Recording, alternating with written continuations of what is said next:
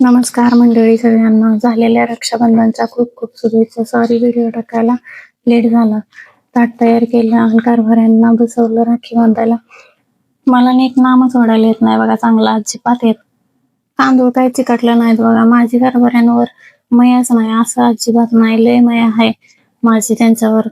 अहो मी ते कुंकू बोले नव्हतं केलं म्हणून चिकटला नाही. कारभारी म्हणतात मला नजर लागते कोणाची, काढ. सावळाच आहे पण मनानं लय सुंदर आहे माझा. काळ्या हसल्यावर तर मी कुल्फीदा आहे की त्याच्या हसण्यावर. आमचं ना फोटोशूट काढायला कोणच नव्हतं, मग आमचं आम्हीच काढला. व्हिडिओच्या शेवटी बघा मी टाकते बघा बरं का.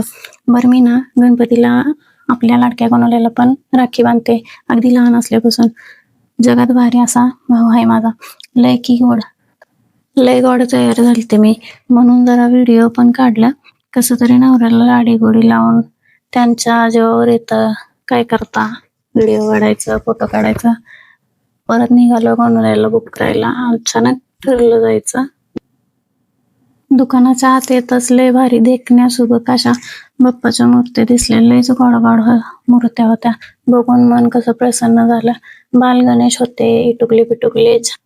लय गोंधळ होतो बघा गणपतीची मूर्ती बुक करायला गेल्यानंतर, कारण ते सगळे जेवढे भारी असतात का नाही की मनाला असं कळतच नाही की कोणती मूर्ती घ्यावी. ही छान दिसती, ती छान दिसती, हा हसरा दिसतोय, त्याचे डोळे बोलके दिसतात. लय म्हणजे असे लय छान छान. आणि ही तर मूर्ती अशी विठ्ठलाच्या ह्याच्यात होती, माऊली वगैरे लिहिलेलं होता. लय छान वाटत होती. बाल गणेशच खूप होते असे वेगवेगळे, लयच भारी भारी होते. असे गोड गोड होते नुसते गोंडस. खूप छान मूर्त्या होत्या, पण बऱ्यांना मोठी मूर्ती हवी होती ना, म्हणून आम्ही काही बुक केली नाही बघा. नाही बुक केली. नंतर कारभाऱ्यांची बहीण आली राखी बांधायला. त्यांचं राखी बांधून झाला की ती म्हणाली की चला वहिनी तुमचं फोटोशूट करायला जाऊ आपण.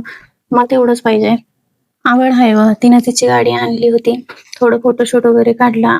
आणलंय, दिवस झाले गाडी चालवली नव्हती, ती चालवली बघा. मला ना लय गाड्यांचा नाद आहे बघा. लय लय लय गाड्यांचा म्हणजे लय बेकार नाद आहे बघा. नुसते गाड्या चालवायला पण आवडतात आणि गाड्या पण आवडतात.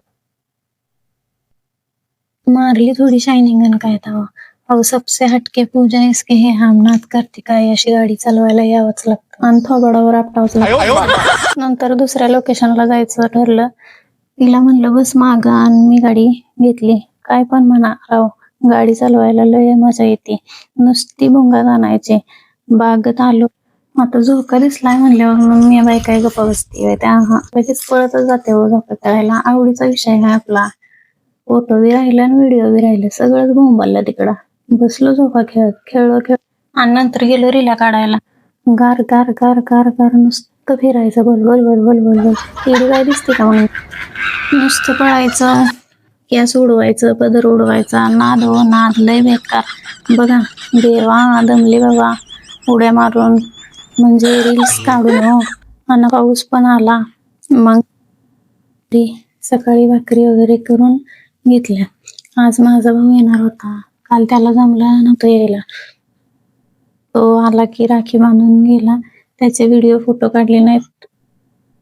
परत रात्री आम्ही गणपती बुक करायला आलो. तिथं तर एक शेवट एक मूर्ती होत्या.